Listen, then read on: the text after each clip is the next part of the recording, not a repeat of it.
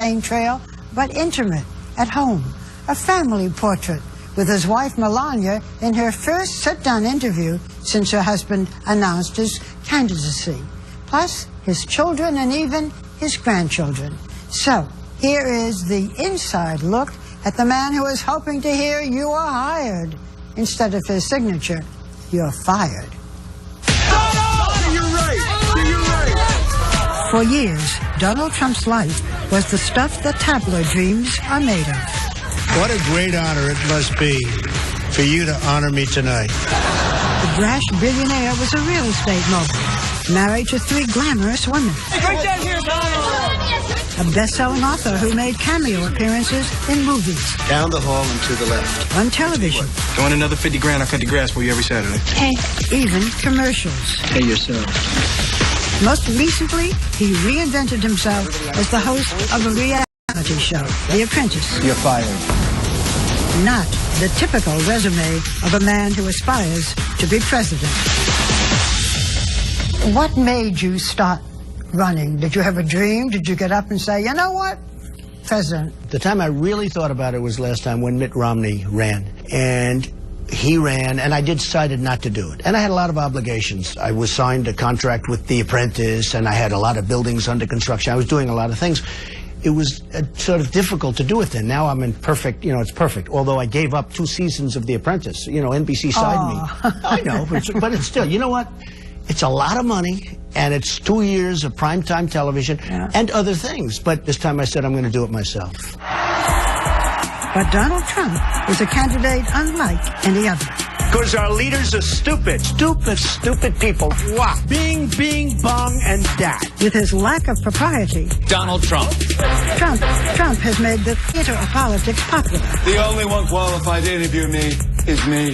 But some say it is also less than presidential. You used to call me on the cell phone. We are in that moment today where there seems to be no distinguishing between reality TV, celebrity, and political or hard news. He is the most reality TV star of a candidate that's ever existed at the most reality TV time in America.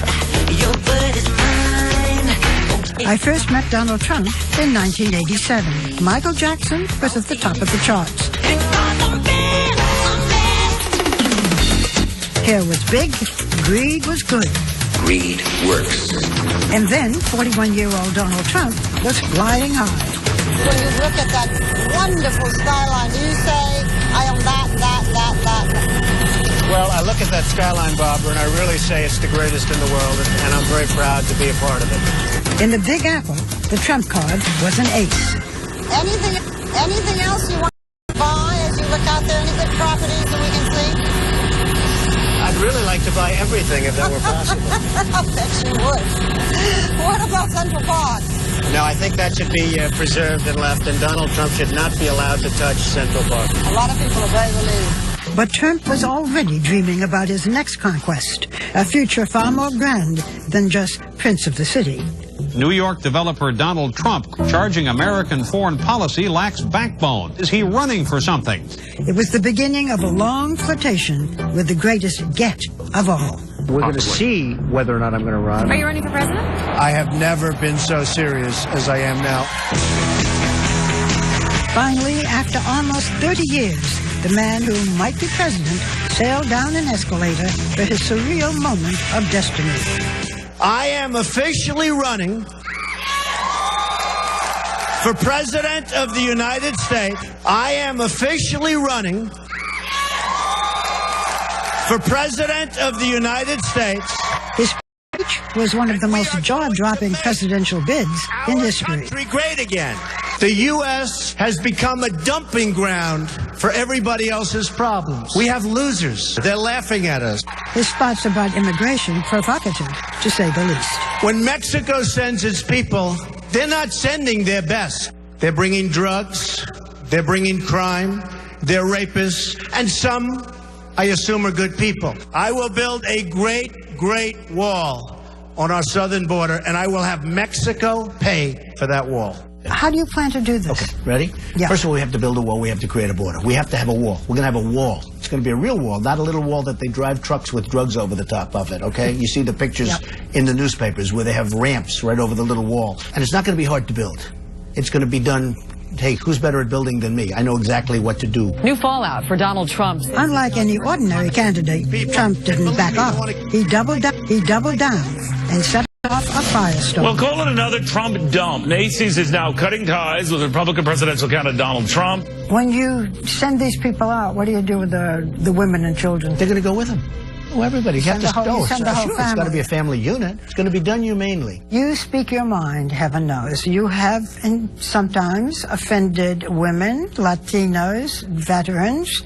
How can you unify the country when you make these divisive statements? Women respect me, they like me, and they know I'm going to take care of them. I'm going to protect them. The people that are here legally, Hispanics, like me because they don't want people coming in and taking their jobs. Do you speak any Spanish? No. This is an English-speaking country, remember? They want to. From the beginning, What the hell are we getting involved for? Come on. his inflammatory comments have drawn criticism from every quarter. Let's go, baby. Trump's running for president. Like, this is your worst nightmare. Could he actually win? No freaking. Could he actually win? No freaking way. Trump is the shock jock of the political campaign, but it's paying off big in the polls. He is now at the top of the pack for the Republican nomination. After you announced your run for the presidency, there was a cover story in the Daily News that showed you as a clown. You've been called crass, bigoted, obnoxious. Any of this bother you, or does it all? No, nobody calls me a clown now, I can tell you that. And you're right, at the beginning they were doing everything they could. Everybody was trying to belittle because that's what they do. Now they've gained great respect because I've gone from going into a race that everybody said I wasn't going to enter, and I went bing, up, and now I'm leading by a lot. So I've spent less money and I'm in #1 position. Other people have spent $30, $40 million and they're dying. I used some words to describe you disparagingly. What words would you use to describe? What words would you use to describe Donald Trump? Well, I mean, I'll give you the positive. I've always had great imagination. I've had great success with money. But what they say is he a nice person? And I think actually I am a nice person, but I think the thing that will surprise people, I'll be a unifier. I think I'll bring people together. And that includes blacks and whites and everything. I think people will come together. But the man who calls himself a unifier has had a divisive history on the campaign trail. 1 second. No. I The didn't simple want fact to is, get Donald, you cannot take more energy tonight. I like that. I never attacked him on his look, and believe me, there's plenty of subject matter right there. You have said that one of the most important aspects in your personality is winning. Why winning? What about it's not whether you win or lose, it's how you play the game? I like winning better. Look, we have to win. Okay. Our country has to win. Our country's been losing for so long, it can't go on like this. We're not going to have a country left. I kid when I say we're going to win so much if I win the election. You're going to win so much at trade, military, every way. You're going to win so much, you're going to get sick and tired of winning. We lose every single way you can lose, we lose. And when Paris was attacked in a violent wave of terrorism, candidate Trump blasted back. If they had guns, it would have been a much, much different situation. If you were president, what would you do to protect Americans from such an attack? Would you bomb Syria? I would bomb wherever they are. Right now, we're being so politically correct. Nice and gentle, nice and gentle. We've got a cancer there, and the cancer is ISIS. Life means nothing to them. France has declared a war on ISIS. Should we declare war? I think so. Why not? Because right now, they're getting people who have this great respect for ISIS because ISIS is getting away with murder. They're knocking out airplanes. They're knocking out nightclubs in Paris. You can't let that happen. You have said that you could reason with anyone from Putin to the Chinese leaders. If you had an opportunity to speak with a leader of ISIS, what would you say? You got to take them out, Barbara, and you got to take them out swiftly and strongly. As far as ISIS is concerned, that's a different thing. These people are crazy. Okay? These people are crazy. You called President Obama, I'm quoting, insane for allowing Syrian refugees into this country. We have no idea, Barbara, who they are. If you were in the White House right now, what would you be saying? Oh, I would be saying, let's go, folks. And I would be getting other countries. Let's go, folks. Look, I am the most militaristic person. I will make our military so strong and so powerful, nobody's going to mess with us.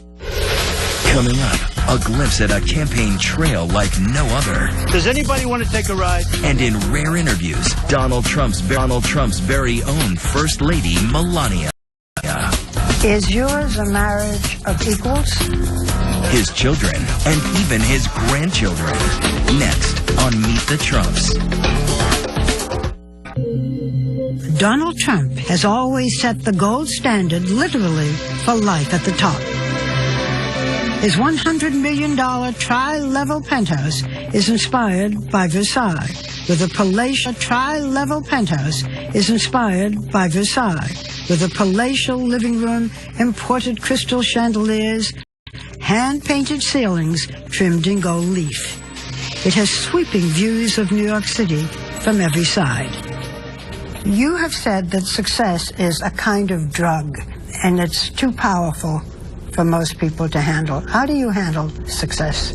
Well, a lot of people can't handle success. I've seen it. A lot of people can't win. They don't know how to win. You see it in sports where they're right on the threshold of win, and then they can't get it over the line. It's an amazing thing. Winning is tough. I always said winning is somewhat maybe innate. Maybe it's just something you have. You know, you have the winning gene, but I've seen it. I've seen great talent, both in business and lots of other things. They should be able to do it, and they can't get the ball over the line. You are a winner? I think so. I mean, I'm looking around. Yeah, there's a lot of a lot of gold here. You're done pretty well, right? He shares this palace in the sky with his beautiful and graceful wife, Melania. Hello. What do we have? She has been mostly absent from the campaign trail until tonight. You too. Come join us. Mrs. Trump, it's a pleasure to see you, and we don't see you that often. You're not on the campaign trail. How do you feel about campaigning? Well, it's my choice not to be there. I support my husband 100%, but we have a 9-year-old son together, Baron, and I'm raising him, and this is the age he needs a parent at home. Were you involved in the decision of your husband to become president? We discuss a lot, yes, and I encourage him, and I encourage him because I know what he will do and what he can do for America. He loves the American people, and he wants to help them. Melania and her husband met at a party in 1998, where she caught the eye of the flirtatious Donald Trump. He came up to you, you rebuffed him, yeah? What was your first impression of Donald Trump? Well, he was very charming, and we had a great sparkle. He came with a date, so he asked me for the number, and I said, I will not give you my number. So if you give me your numbers, I will call you. And he was known as kind of a ladies' man, and but we had we met a week later. And then it was okay? Yes, we had a great chemistry the first time. We've had great chemistry ever since.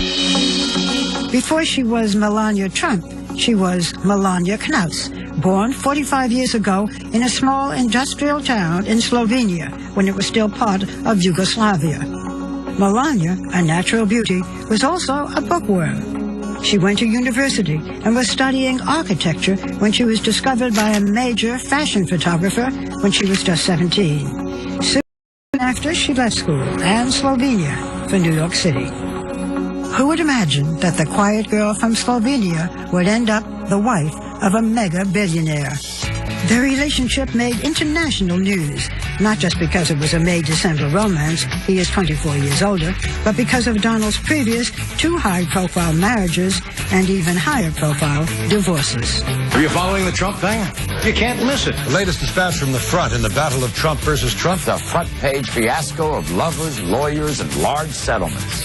The first, a 13-year-old marriage to the stunning Czech model, Ivana Zelenkova, and the second to actress Mala Maples.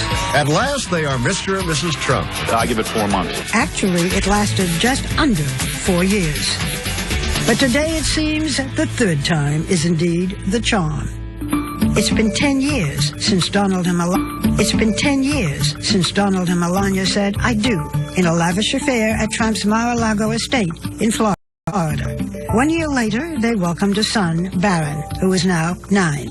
This is your third marriage. What's different this time? Well, I think I understand life. I've gone through tremendous amounts of everything, deals and building companies and taking care of people. How does that help marriage? Well, it hurts marriage because you're working all the time. What I did is I worked so hard that I think it was a very, very hard thing for somebody to compete with. Your husband has been married twice before. Did you have any concerns that it might not work out? No, I didn't have any concerns.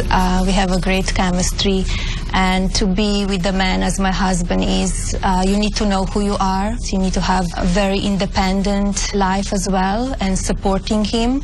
You need to be very smart and quick and be there for him when he needs you. Is yours a marriage of equals? Is yours a marriage of equals? I would say yes. I would say no. No, I think she's far greater than the 50%. No, we have a very, very, pretty much equal relationship. Yes. Wouldn't you say? Melania, how do you do? How do you do? But if the Trumps win the White House, Melania will have 2 noteworthy distinctions. The first foreign-born First Lady since John Quincy Adams' wife Louisa, and the first First Lady to have posed in a picture like this. I don't know how to put this, but your image, looking the way you do, is that a liability for your husband? I don't think so. I don't think so. I think people will always judge. Maybe they will say, oh, the past that you have, the way you were modeling, that's part of the job that I was doing. I was a very successful model. And I did some photo shoots. Yes, they were a little risky, but nothing more than you see every year in Sport Illustrated. She was actually in Sports Illustrated, which I just saw that picture the other day. It was beautiful. But I will say this, if I'm lucky enough to win, the public will be so lucky to have Melania as the First Lady. She will be so beautiful and elegant and good from the heart. She will be a fabulous First Lady. First Ladies are expected to have a cause. If you have a cause, what would it be? I'm very involved in charities now, many charities, involving children, involving many different diseases, and I will, if the time comes, I will choose what is dearest to my heart and work on that 100%. Do you give your husband any advice on the debates? We discuss, I tell him my opinions. Give me an example of a piece of advice that you've given your husband that he has taken. I will keep it private. Well, she's told me, and I can tell you, she's told me a couple of times during the debate, she was very happy with my performances, if you want to call them a performance, but she said you could tone it down a little bit on occasion, which I understand. In the center of the stage tonight, businessman Donald Trump. And speaking of tone, I wondered if Melania had ever taken her husband to task on his tone toward women on the campaign trail. Did he make a derogatory comment attacking Carly Fiorina, insulting the way she looked? He said, look at that face. Would anyone vote for that? I think women all over this country heard very clearly what Mr. Trump said. You know your husband has come under fire here and there for making disparaging remarks about women. Does this bother you? It doesn't bother me. He treats everybody the same. He talked about men as well, not about women only. Maybe they just go into a little bit more details when he says something about women. While Melania laments the amount of time campaigning cost their marriage, the couple insist that at heart, they're homebodies. When he comes home, we spend time together, 2 of us, or 2 of us and Baron. Just be at home, because that's really quality time together. And why not? When for now, home is this lavish penthouse apartment, not Pennsylvania Avenue. For many, the White House is a step up. I am looking around this room. The White House might be a step down. The White House is the White House. It's just a spectacular place. And, you know, it's something that represents something very special. Next. the brand, the Boeing, the billions. I'm really rich. But is all that bankable at the ballot box? What's the downside of being part of the 1% of the richest people in America, especially when you're trying to reach the middle class? When we return.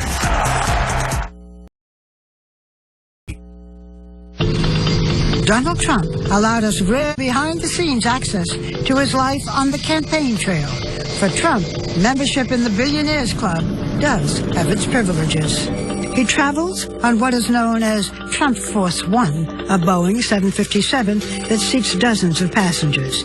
It has bedrooms, a theater system, and gold-plated fixtures in the bathroom and on the seatbelts. Monogrammed on the headrest is the Trump family crest. For Donald Trump, this is the only way to fly.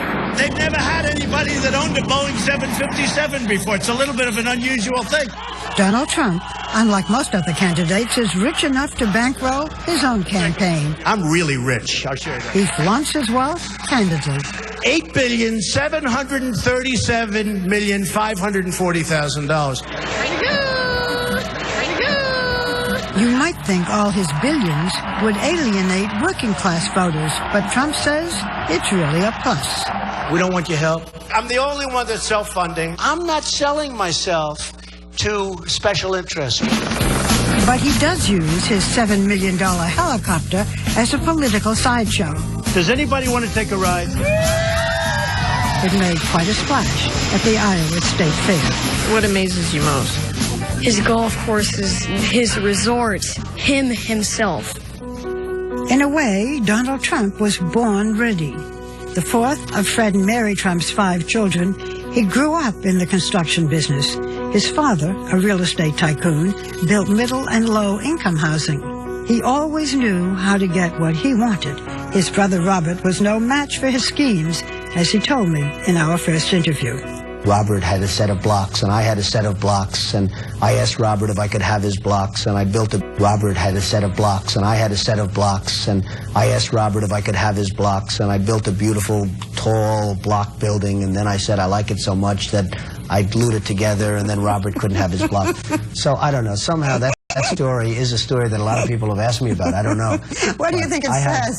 Well, it says that just even at a young age, I wasn't so much different than I am now. That relentless desire to win made his name a modern synonym for success. If flaunting it was the game, Trump was the name. In the 80s, his fiery mix of hubris and vision caused him to win and lose fortunes. You gonna fight it to the bitter end? I always fight to the bitter end, don't I? But today, the Trump kingdom is an empire. From international hotels to golf courses, even a winery. The name Trump is such a brand for success that it has been licensed on an astonishing range of products. It's a great tasting vodka. Trump Model Management. What does this guy not have his name on? The reason my real estate is successful is they know if I put the name Trump on it, it's going to be the best. What's the downside of being part of the 1% of the richest people in America, especially when you're trying to reach the middle class? Well, there's a certain loneliness that you have, but that's made up when you have a great family. I have a great family, fantastic family, have a wonderful wife. But the funny thing is, I'm a rich guy, but I have this great relationship with the working people of this country, and that's true. What vein do you think you have touched? The vein of people are tired of being led by leaders, if you call them leaders, that are virtually incompetent. Trump says he is a man of the people. Others say he's the P.T. Barnum of politics. Whatever the answer, he's been playing to crowds of thousands. Donald Trump speaks the truth. He's not a politician. He's not paid off. Well, he's so damn good looking. What do you think? His theme song is his message, and it has definitely hit a nerve.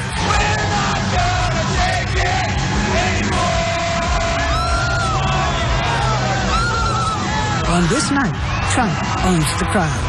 The number one value people are looking for is authenticity. Is it real? Is it really real? He comes across He at times is a bully, but people will take a bully who's strong over somebody else they think is nice who's weak. We have people that are just so pathetic. Without question, We said no. Wrong. the bluntness of his shock and awe campaign Sit down. keeps pushing buttons and boundaries in every way. There's going to be change, but real change, not Obama change. You remember? The next president, Donald J. Trump.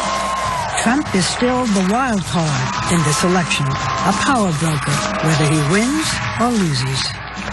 If you lose the nomination, what next for Donald Trump? Look, you can lose the nomination, you can lose the election. What's next? I go back to what I was doing. I built a great company. Make America great again. But I think this is just a greater calling. I mean, this is the ultimate calling. President Trump! Thank you, everybody. When we come back, the Trump children, all grown up and unplugged. You have said, Ivanka, of your father, that he bred you to compete with each other. The kids on Trump guilt and who's their father's favorite. Next.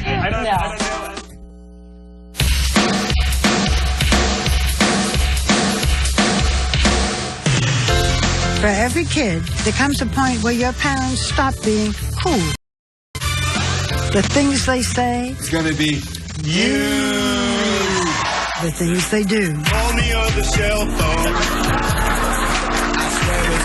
But the Trump children swear they are the exception. Do any of you make fun of your father's hair? Well, I like not to because you never know what happens genetically. I'm saying it's doing It is funny because it's the only hair we've ever known, but people seem fascinated. This week, I sat down with Donald Trump's 4 oldest children. Donald Jr., 37, Ivanka, 34, Eric, 31, and Tiffany, 22.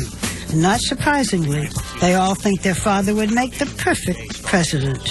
What makes your father tick? Work. Honestly, work and family. He's the last man you'll ever see that'll take 3 weeks and go to Aspen or 3 weeks and go somewhere. I mean, he loves work. I need a quick show of hands. Which one of you is most like your father?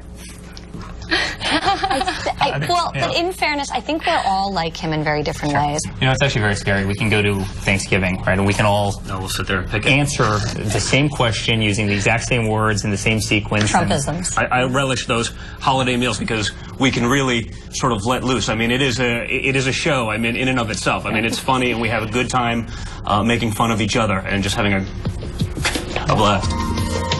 I first met Don Jr., Ivanka, and Eric, his children by his first wife, Ivana, in 2004. The subject was nepotism. Do you ever try to hide your name?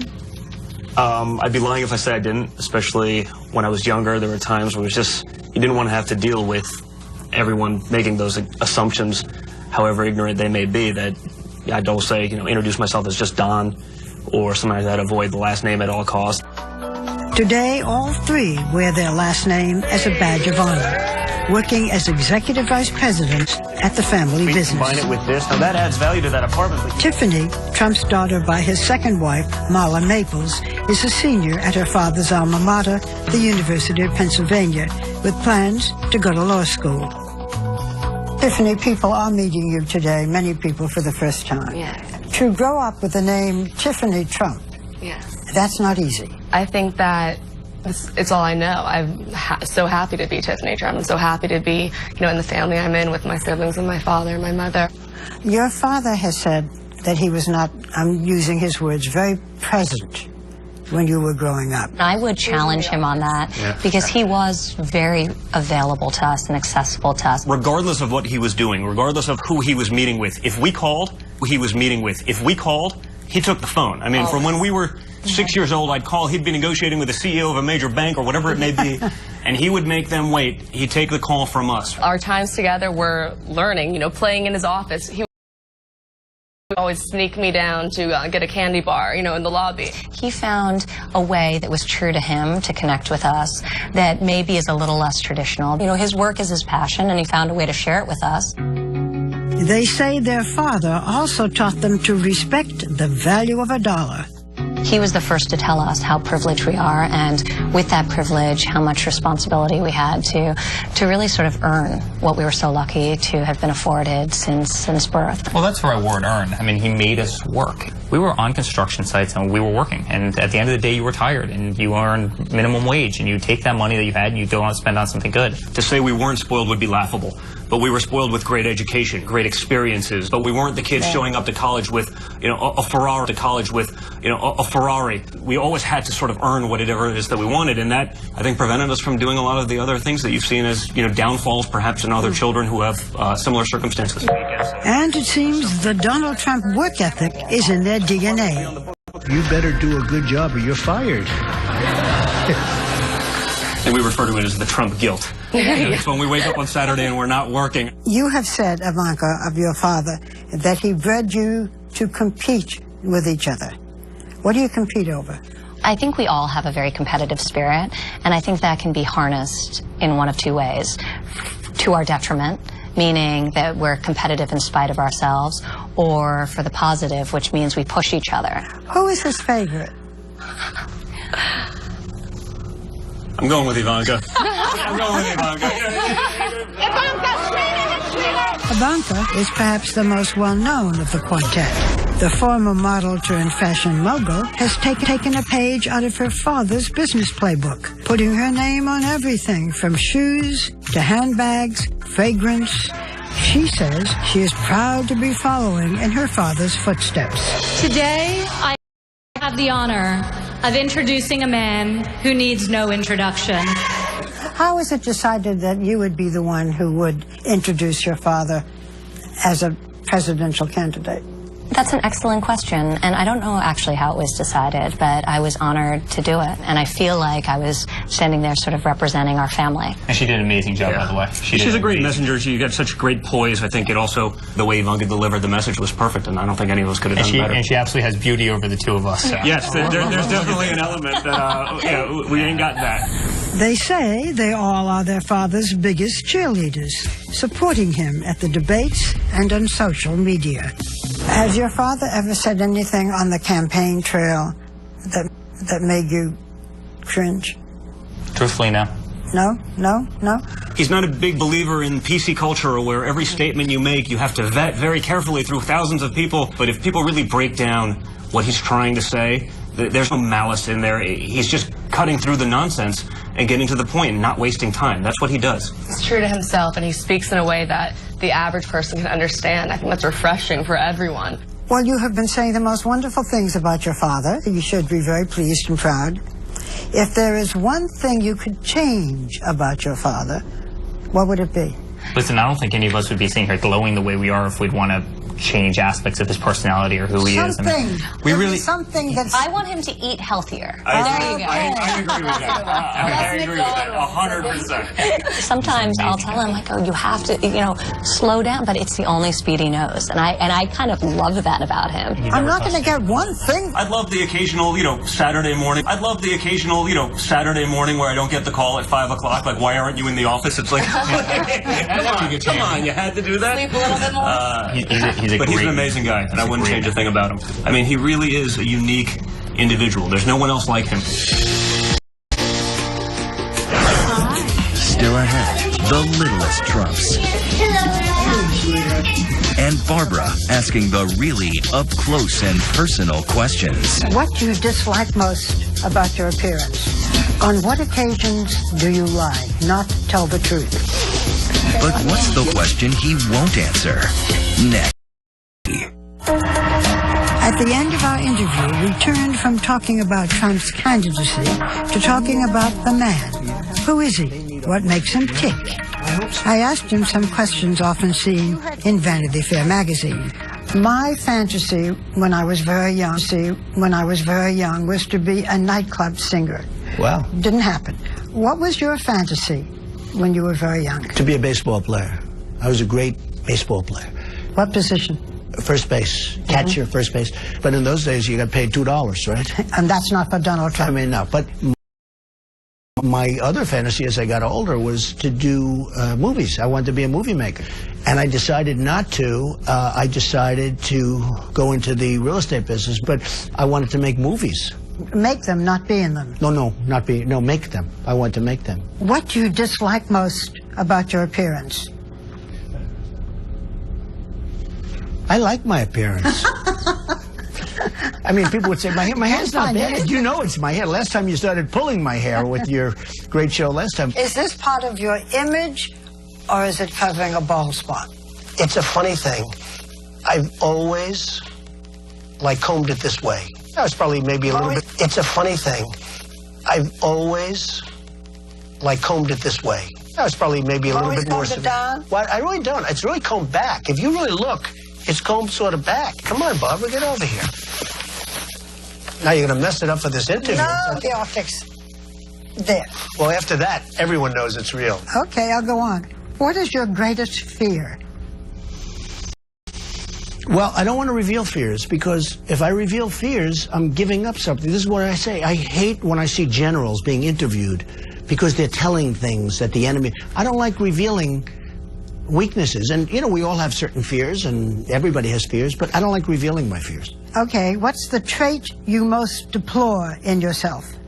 Well, it's the one I like best, and it's the one that it's a little bit tough for people. I never, ever quit. I never give up. And in one way, that can be a little aggravating to people. In another way, I think it's a good trait. What do you dream about most frequently?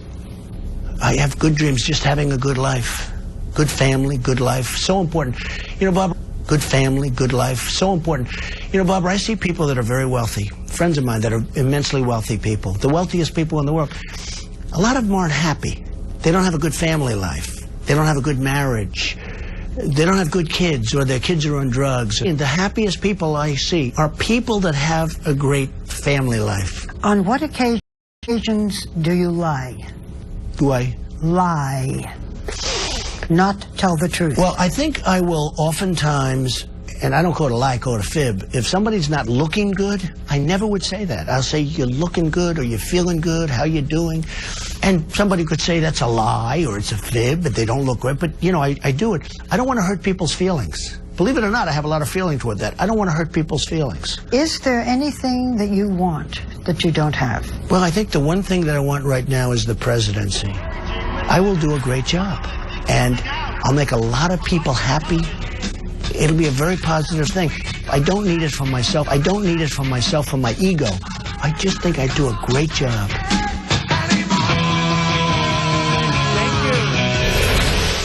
You've met the children. Now meet the grandchildren. Donald Trump kissing babies. Next.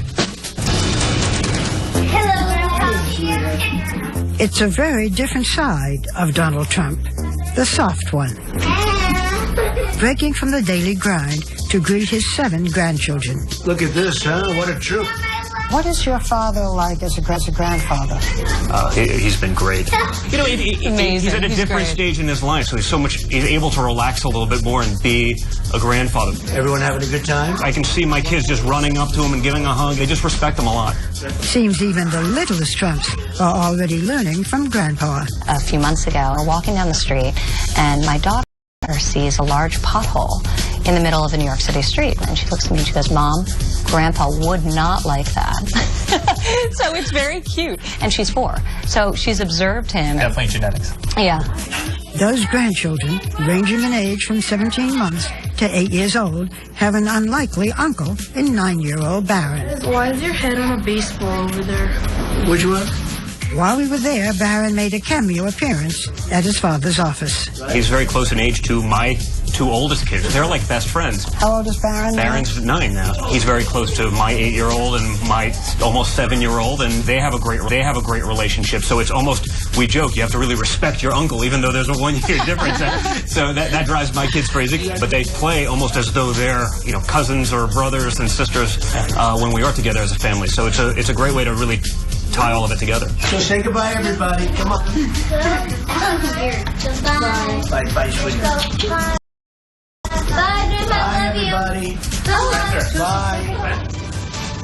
Donald Trump is saying goodbye, everybody. And now we're saying it too. We thank you so much for watching. I'm Barbara Walters. For all of us here at 2020 and ABC News, good night and have a wonderful weekend.